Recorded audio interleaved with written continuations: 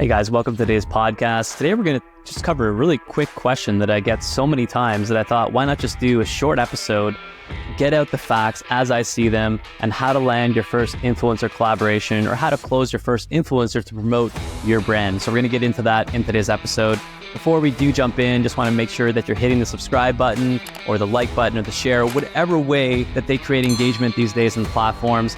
Go ahead and engage. Make sure to stay up to date and share if you get value from this. And hit us up with any questions you have. So today's content, how to land your first influencer collaboration. I'm going to be very quick and off the cuff. There's not going to be a big outline, a step-by-step thing. However, there are going to be a few steps in here. I typically break down the partnerships model into 4 phases. You have the foundation period where you need to architect exactly what your offer is, how much you're willing to pay, and what assets they're going to use. You've got phase 2, which is partnerships. Who are you targeting? How are you targeting? What are your bumpers? How much are you willing to pay? And what's your system of outreach? Phase 3 is promotions. In this phase, you're going to actually do a promotion once you get people agreeing to promote you. And then you're going to test, assess, and you're going to cut, keep, or scale those partners. You're going to move them into phase 4 if they went into the keep and the scale phase. You're going to move them into the evolution, ascension, or like I said, phase 4 is kind of scaling.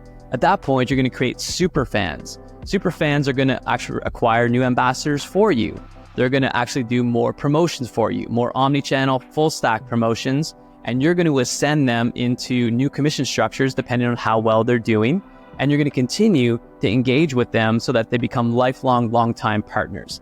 That's the dream. But how do you land that first influencer? Okay, so here's what I would do if I was starting from scratch. Number 1, you're going to make a list of all the influencers that you follow currently that you're interested in as a company owner or as a product owner.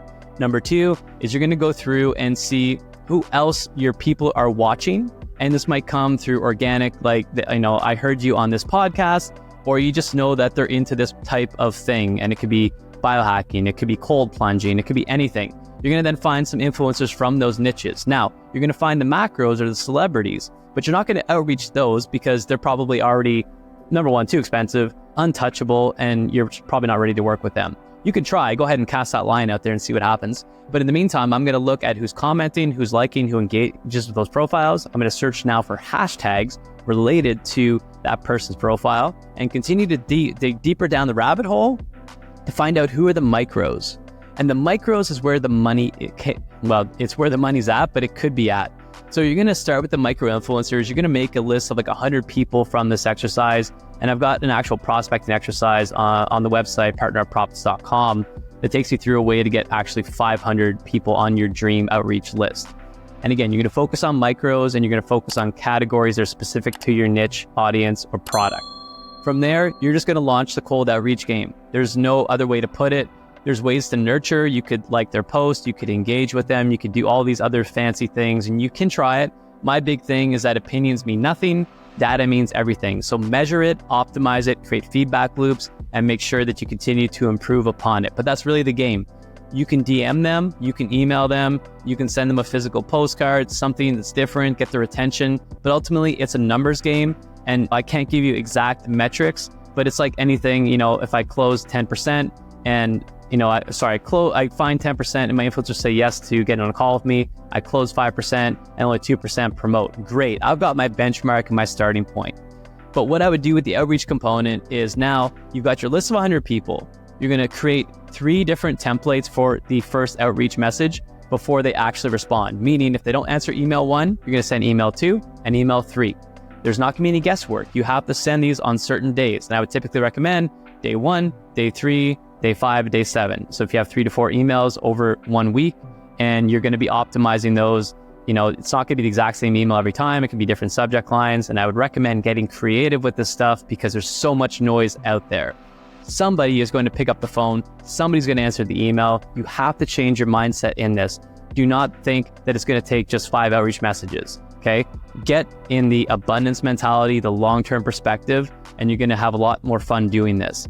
And whenever you do, and you will close that one influencer, you're going to get on the phone, make sure you have your commission structures in place, make sure you know who you get on the phone with and how much you're willing to spend on that person if they do have some sort of payment structure, and understand what you want them to do.